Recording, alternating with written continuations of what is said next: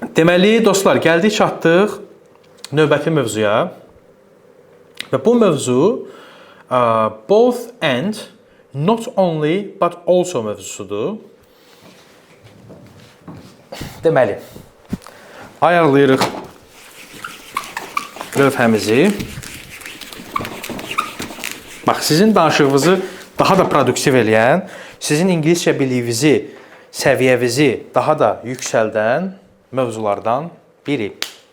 Deməli, qısa izah eləyəcəm, həmən başa düşəcəksiniz. Heç başa düşmək üçün xüsusi bir cəhd göstərməyə ehtiyac yoxdur. Baxan kimi biləcəksiniz. Biz normalda deyirdik ki, məsələn, I love iPhone and Samsung.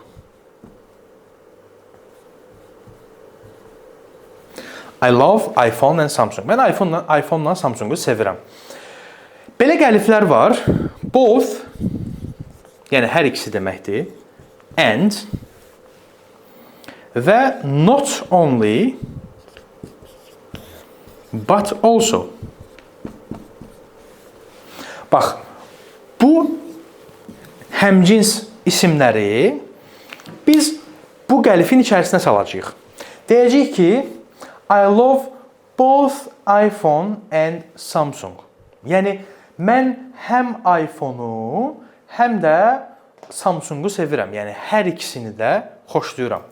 Və yaxud da ki, yenə eyni mənaya gələn I love not only Samsung, but also iPhone. Mən təkcə iPhone-u yox, həm də Samsungu sevirəm. Yəni, yenə də hər ikisini nəticə etibarilə sevirəm. Buradakı boşluqlarda müxtəlif sözlər, müxtəlif ifadələr, müxtəlif feillər istifadə edə bilərsiniz. Məsələn, deyə bilərsiniz ki,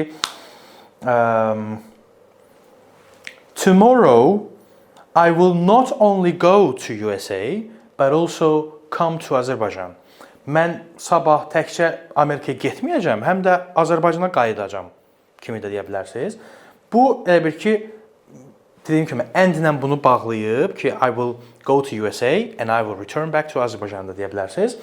Amma bu, sizin ingiliscə o danışıq səviyyənizi avtomatik yüksəldən, cümlənizi daha da belə mürəkkəb, daha belə, necə deyirlər, baqatı göstərən, səsləndirən, bax, cümlə strukturlarıdır. Onları istifadə eləyəcəksiniz. Aşağıda cümlələr və tekstlər sizə kömək eləyəcək ki, onu daha yaxşı şəkildə praktik eləyəsiniz. Belə, növbəti mövzu yenə bunlara oxşayan mövzudur. Həmin mövzuda görüşərik. Özünüzə yaxşı baxın.